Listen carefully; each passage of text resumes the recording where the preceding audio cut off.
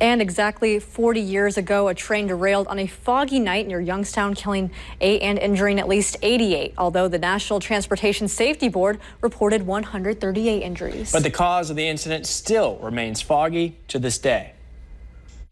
These three men all remember the deadly train derailment about 1 mile north of Youngstown early on the foggy morning of February 26, 1978. I'm standing very close to the point of derailment. Not only was it a thick fog, but the bottom part of it was greenish yellow. It turned greenish yellow from the ruptured chlorine car flooding the air with a deadly gas, causing many Northern Bay County residents to evacuate. It was like being in a room of hundreds of ammonia and chlorine bottles open. You know, it just kind of knocked me backwards. It cuts off your air, it burns your eyes, it gives you the really bitter taste in your mouth. Doug Davis, a retired chief engineer of the Bayline, says it could have been a lot worse. The way the wind was blowing out of the east, it was blowing to an area where it didn't kill many people before it dissipated, thank goodness. Retired Deputy Sheriff Tommy Lofton was on a routine patrol in the area and was the first member of law enforcement to go into the chlorine cloud. That's when I got the 6 kids out, and 3 of those died. Hearing people yelling in the distance. Like I told my lieutenant, I said, you know, I know it's very dangerous, but I've got to try to do something,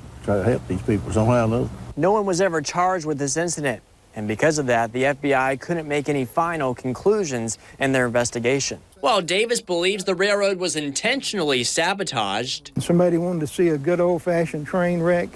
They didn't think that they were hurting anybody but the railroad. Others don't necessarily have the same train of thought. The conductor did mention when the train hit, you know, he could tell from the screeching that there was a derailment. There was no question about that, but it was never summarized what actually occurred. It would be good if somebody had information, if this was in fact a crime, that they would come forward. Regardless, 8 people died, and cleanup took several days. That was after the chlorine's gone, and we had our scrap pile here cutting up everything. But these images are forever etched in the minds of many who lived here and responded to the scene. 40 years ago, it was the best that anyone can do at that particular time. Investigator Paul Vecker pointed out we've come a long way when it comes to knowing what hazardous materials are rolling on these tracks. We have training almost every year in reference to these situations, and therefore the law enforcement personnel are better trained to deal with something like this. And says quick action from emergency personnel prevented this from turning into an even bigger